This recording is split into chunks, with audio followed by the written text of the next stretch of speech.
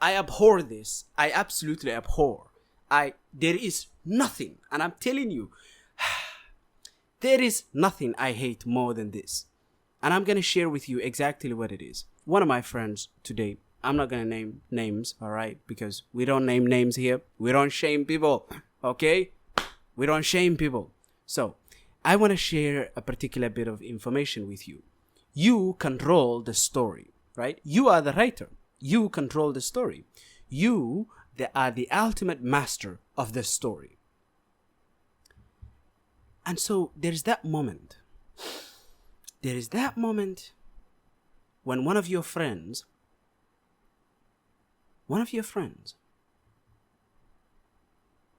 comes up to you and they tell you, oh, that cannot happen in this story. Oh, that's just not, I don't think it can happen in this story. I hate this. I abhor this. There's nothing I hate more than this particular notion. You are the writer, and you are telling me that, there are things you cannot do, right? And so why am I mentioning this? Of course, there is something we have to consider, the truth, which is, maybe it is for the purposes of consistency, because you do not want to run around and basically have internal inconsistencies or retconning your own story. I'm not suggesting that you do that. What I mean is, there are some times when the writer is building a new story. They're building a new world.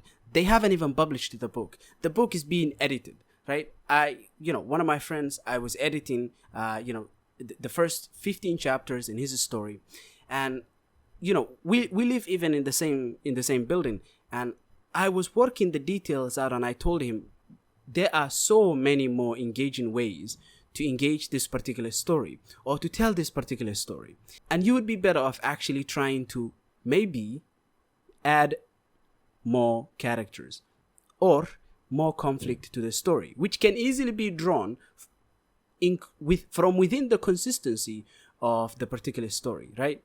So this is an issue that I really want to focus on, because it bothers me tremendously that many writers simply believe that they can't do something because they've already internalized a particular story. Because the process of writing a story is the process of trying to depict a human conflict. It is the process of trying to depict human struggle. What that means is, it's fine if you want to change the story, if it improves the objective of the story. Another objective might be to have fun and to write fun plot. Yes, sure, write your fun plot. There are infinite ways to write it, though. Please acknowledge that. Yes, this is a disease. This is an absolute disease that is in the bones of every single writer I have seen. I used to be like this. I am not immune to, by the way, every problem I talk about a lot of the time I had. And I used to declare a lot of the time, oh, I can't do that. But why? Why can't you do that? Because sometimes, for example, I would come across a very, very interesting idea and a very, very interesting spin that I could take. Or it would, change everything, and it would take the story in a completely different direction, right? I would have to go from, let's say the United States to Soviet Russia.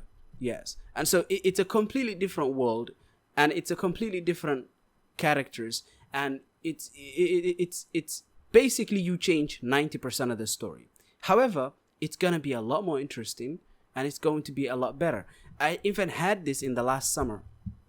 In August, I was writing this story, and there was this particular character, yes, and he was a king, and he was a chosen. It was a particular piece of commentary on the fantasy genre with a chosen one, and he was a king. But I was like, what if he's not chosen and his janitor is the chosen one, right?